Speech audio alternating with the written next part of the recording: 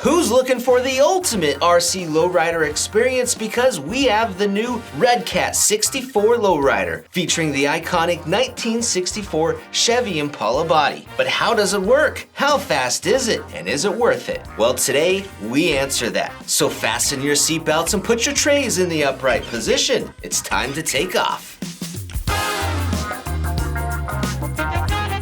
The 64 Lowrider comes in one of the fanciest boxes to ever grace an RC car, packed with high-quality, laser-cut foam to preserve the vehicle. Since this is a fully assembled, ready-to-run lowrider, you can pretty much remove it from the box and drive. All of the electronics that are needed are included, the body comes fully painted and detailed, and of course a pre-programmed 6-channel transmitter is included, with switches made to look like the real thing. There is also a 6-cell nickel-metal hydride battery included and a USB battery charger.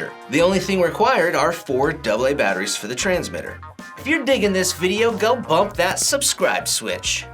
Now from the outside, this may look like your normal typical RC car, but as we're gonna show you, it is a purpose-built machine designed to bounce and look good doing it.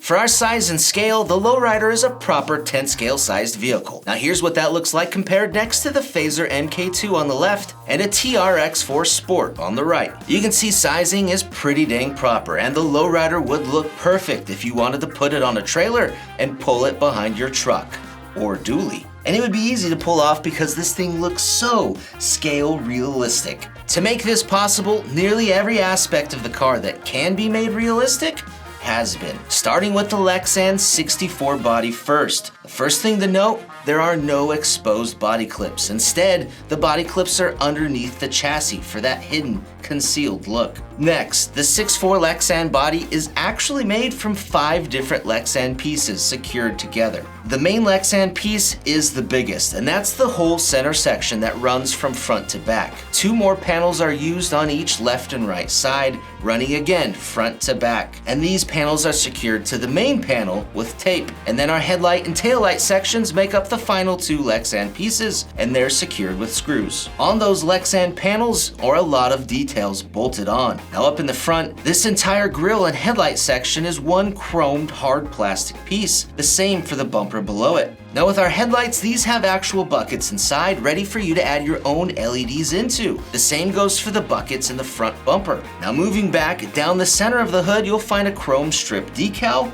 then hard plastic chrome windshield wipers, and more chrome trim decals around the windows. On the side panels, you'll also find officially licensed badges, another long chrome decal strip running full length, and the hard plastic chrome door handles. Now moving all the way in the back, we have a second chrome bumper made from hard plastic, more officially licensed badges, our taillight buckets that are functional for your own LEDs, and lastly, the hard chrome strip wrapping above the taillights. All of those pieces together make for one very intricate RC body that I am so thankful that somebody else put together. Now if you want to add LEDs to this body, it's pretty dang easy with this Redcat kit offering 12 different LEDs sold separately. Included with the Lowrider is this decal sheet that features 2 different graphic designs to choose from. These don't have to be added to your car, but if you want extra details, you can add them. Also, 2 chrome plastic antennas are included. They don't come installed,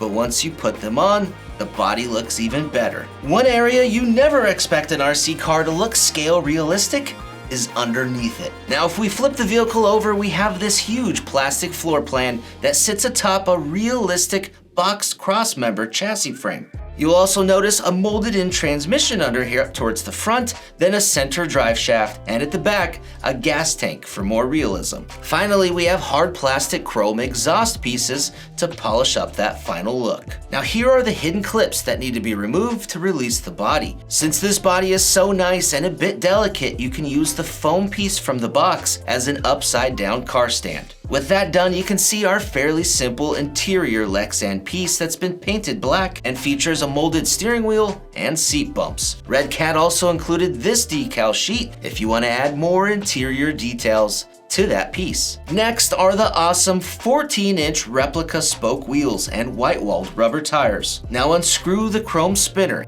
and seeing the 12mm hex. These rubber tires are glued to the wheel and feel all rubber with no insert inside. The tires feel a little toy-like, but with a 12mm hex, there is a lot of upgrade options. Speaking of upgrades, did you know that Redcat offers 3D printable files that you can download, print yourself, paint, detail, and then install on your car, all for free. You'll find things like a rear view mirror, sun visors, headlight visors, and more, just so you can add even more scale details you'd normally never see on an RC car. And when you're ready to display it, Redcat made the box sleeve this backdrop so you can display your car on the box in style. So much detail and attention went into making this car look amazing.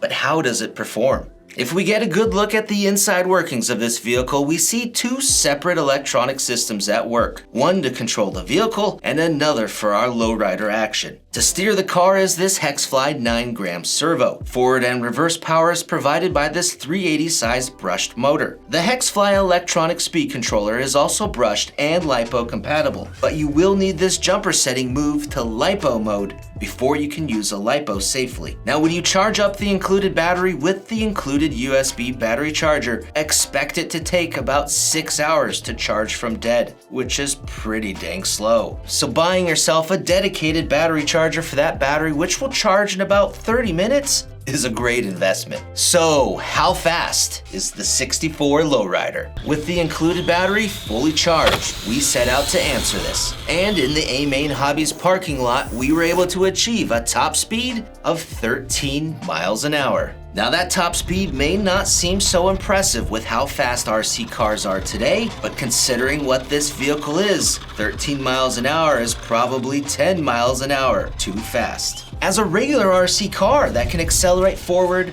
and back up or turn left or turn right, the 64 does everything you'd expect it to do. With this being two-wheel drive or rear-wheel driven, and it also has an open functional differential in the rear axle. So its driving characteristics are very much on par with other 10-scale on-road cars of this type, with one exception. The vehicle will wheelie if you accelerate hard, because weight has been added. If we open up this fake fuel tank from the bottom, we see a full stack of weighted metal plates inside, which essentially helps unload the front end, helping it bounce. Now, I'm not exaggerating when I say it, but 90% of the weight from this vehicle is in this caboose. To demonstrate this, here's the Lowrider on an RC scale that weighs each corner. You can see our left-right side weight bias is almost perfect, but front to back, holy moly, 11% to 89. Wow, that's over 2,500 grams in the rear with less than 400 in the front, all to help it bounce. Now in terms of performance for just the Lowrider aspects of this car, the 64 offers three main functions.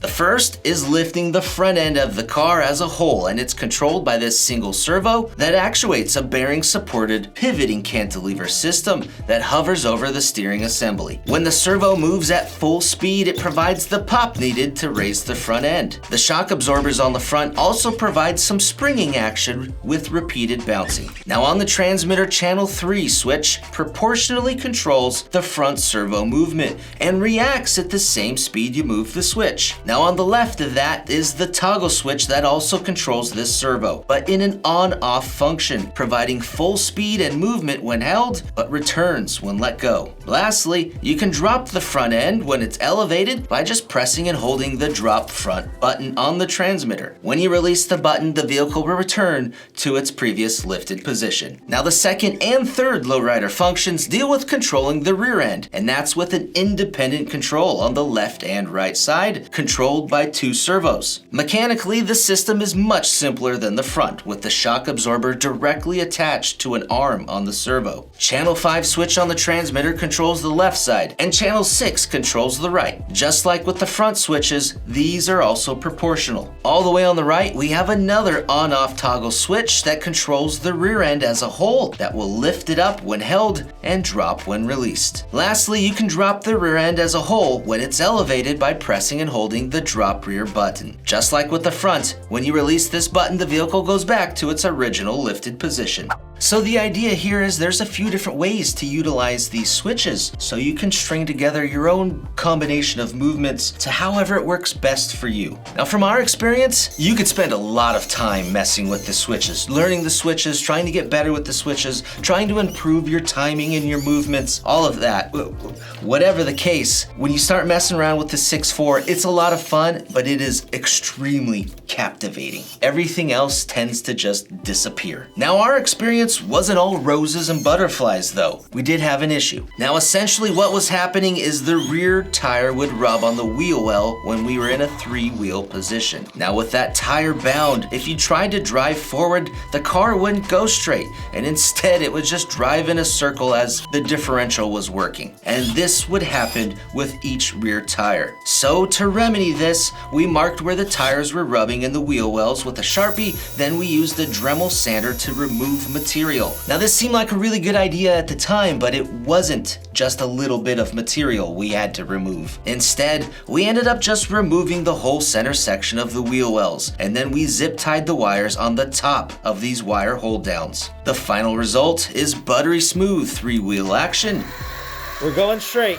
In retrospect, it would have been a big brain move to just use the transmitter to reset those endpoint adjustments, but in doing so, it would raise the rear ride height just a little bit, which is why we didn't do it in the first place. And instead, we went with the caveman move and we just cut out the plastic. Either method would work, but perhaps one method is better than the other. So in conclusion, the 64 is a really impressive RC car. It's super realistic looking, it functions as a lowrider, it functions as a proper RC car, it's available in blue or red color, and dang it, I loved every minute of it. It's not a car to go bash on hard. It's not something you'd add a fast motor system to. It's not even something that you would try to convert to a different type of car later. Instead, the 6.4 is kind of like a piece of RC art, meant to be loved and appreciated just the way it is. Guys, thanks for watching this video. You can check out the 6.4 Lowrider down below with our links,